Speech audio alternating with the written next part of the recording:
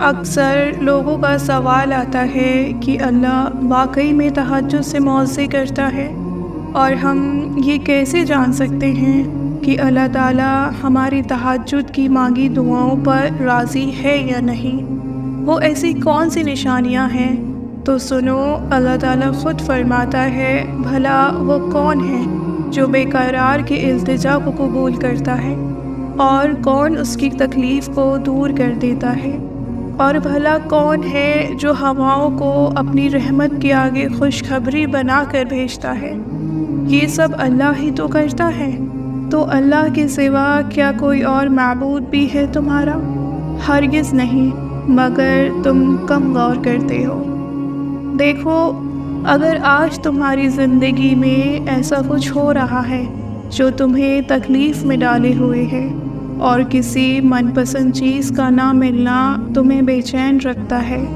اور تمہارا دل بڑی شدت سے کسی معجزوں کی تلاش میں رہتا ہے،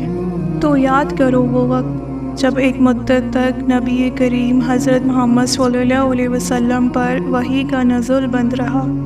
تو لوگ انہیں طعنے کسنے کا نشانہ بناتے تھے کہ تمہارا محبت کرنے والا رب تو تمہیں بھول گیا ہے۔ اس وقت آپ صلی اللہ علیہ وسلم پر غم کی ایسی کیفیت طری تھی کہ آپ صلی اللہ علیہ وسلم پہاڑوں کی چوٹیوں پر چڑھ کر شدید غم سے اللہ کو پکارتے۔ تو جانتے ہو، اسی وقت جبرائیل علیہ السلام آ کر آپ کو تسلی دیتے ان آنے والے بہترین دنوں کی، تو آپ صلی اللہ علیہ وسلم کے دل کو سکون آ جاتا، اور اس طرح ان کے دل کی کیفیت بھی ختم ہو جاتی۔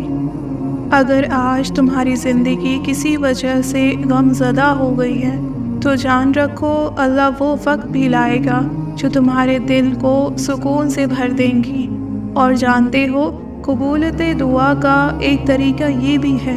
کہ کبھی کبھی جو تم اللہ سے مانگتے ہو وہ صرف ایک قطرہ ہوتا ہے، یعنی ایک صرف چھوٹی سی چیز جسے تم مانگتے ہو، جبکہ کچھ وقت میں ہی اللہ تعالیٰ تمہارے نصیب میں کوئی بڑی چیز، کوئی بڑی حاجت مقدر کرنے والا ہوتا ہے، مگر تم سمجھ نہیں پاتے۔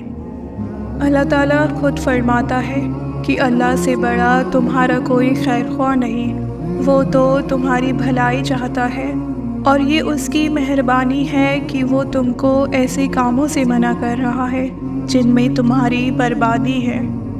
جانتے ہو، جو محبتیں اللہ کی حدود کو توڑ کر کی جائیں، وہ ایک دن تمہیں بھی توڑ کر رکھ دیتی ہیں،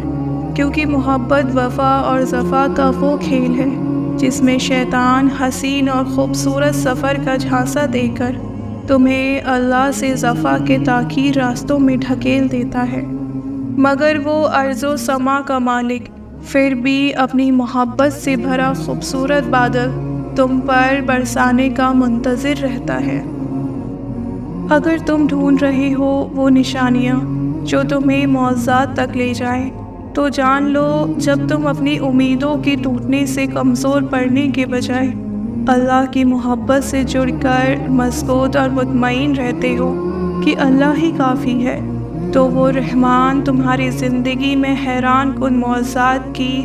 وہ رائے ہموار کرتا ہے جو تمہیں بہترین اور خوبصورت منزلوں تک پہنچاتی ہے۔ اور جانتے ہو کہ جب اللہ تمہاری تہجد میں مانگی ہوئی دعاؤں پر راضی ہونے لگتا ہے، تو یہ خاص نشانیاں بھی ضرور سے ظاہر کرتا ہے